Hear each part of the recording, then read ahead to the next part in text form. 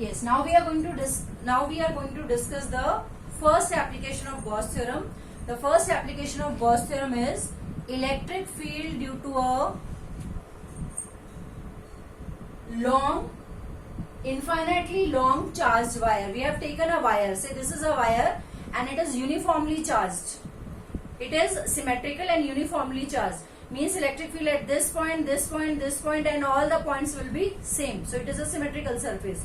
So we need to find the electric flux at a distance P. P could be here, P could be here, or P could be here. Right? So wherever this point P is there, from that point I draw the Gaussian surface. Because it is a line wire, electric field lines ऐसे निकलेंगी and the shape of the Gaussian surface will be a cylinder. So electric field lines will be like this. Suppose this is the wire and I want to find electric field at a point P.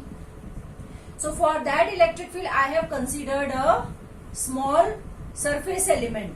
So ये जो small surface element है, let us say this is ds, right? So ds के perpendicular होगा unit vector n. Direction of electric field is also outward. ये ऐसे electric field होगी, इस point पे ऐसे होगी इलेक्ट्रिक फील्ड, इस पॉइंट पे electric field outward. Now if we talk about the surface, ये मैंने सरफेस लिया, right? Electric field outward outward outward outward, right? ये टॉप वाला सरफेस, अगर मैं यूनिट वेक्टर बनाऊं तो unit vector will be outward. ये सरफेस है इसके परपेंडिकुलर, ये सरफेस है इसके परपेंडिकुलर. लेकिन टॉप सरफेस पे क्या होगा? टॉप सरफेस पे ये वाला पार्ट सरफेस है तो unit vector will be upward. यहाँ पे यूनिट वेक्टर ऐसे, but top face and bottom face unit vector का direction will be change. Let us draw. यहाँ पे हम एक छोटा सा सरफेस एलिमेंट बना देते हैं. This is unit vector N.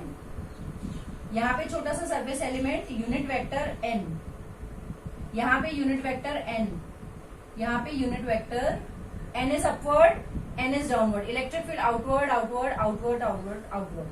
So let us consider three areas. इसको हम कह देते हैं S1, इसको हम कह देते हैं S2, इसको हम कह देते हैं S, ये सरफेस पे लिया है यहाँ पे S3, right?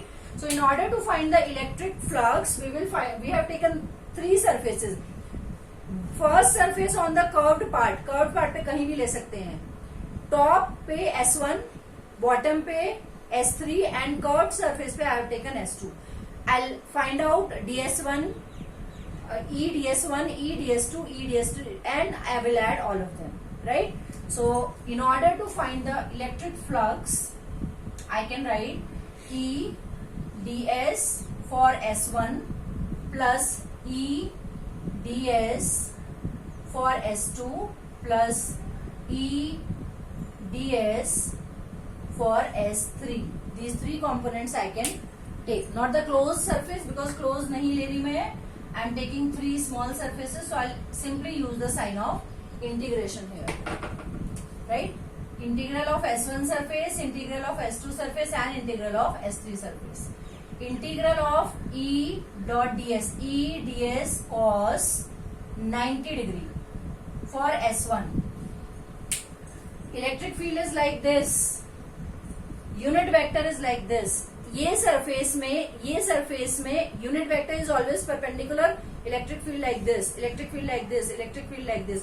So for the curved part electric field will be, yes, for the curved part electric field and unit vector n will be parallel.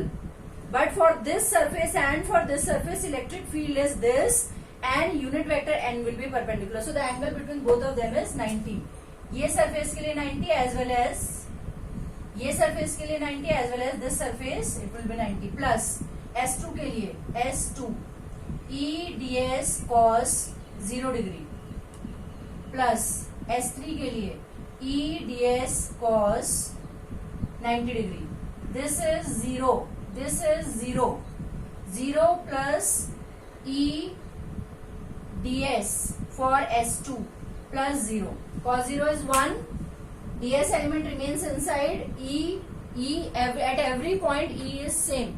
So when E is same for every point, E can be treated as a constant and it goes outside the integration sign, right? So we can write E into Now you tell me, this is a small surface ds for a cylinder, right? So what will be the total surface area for the cylinder? The total surface area for the cylinder is 2 pi r h. Let us consider the height of the cylinder as L. Let us consider the height of the cylinder as L and the radius of the cylinder. ये जो radius है, this radius of the cylinder where we have taken point P is R. Right? So we can write ds as 2 pi r L. This is phi. Let us name this as equation 1. So how do we calculate electric flux? Electric flux is E into 2 pi r L. Right? But just now we have studied that according to Gauss theorem, what should be E? What should be the phi? What should be the electric flux? Electric flux should be electric flux according to Gauss theorem. Flux should be Q by epsilon naught. Equation. Yes, the flux should be E by epsilon naught. But we are getting flux as E into 2 pi RL.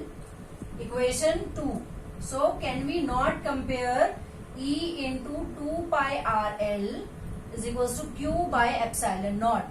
E is equals to Q upon 2 pi epsilon naught RL.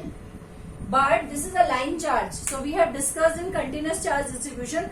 Length के form में अगर charge है तो lambda, surface के form में है तो sigma and volume के फॉर्म में है तो rho. Right? So can we not write इसका linear charge density lambda will be charge upon length. So what is charge? Lambda into L. So this can be written as lambda into L upon 2 pi epsilon naught RL. L get cancelled out and finally we get our expression. What is the expression? Electric field is lambda upon 2 pi epsilon naught R.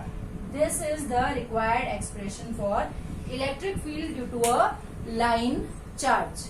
Right? Now children, did you notice that electric field का जो basic formula होता है point charge के लिए, electric field is proportional to R 1 by R square. But we discussed it for dipole. Dipole के लिए कितना आया था? Electric field is proportional to 1 by R cube. लेकिन लाइन चार्ज के लिए क्या आया है? Electric field is proportional to 1 by R. So electric field का nature is changing, that you have to observe.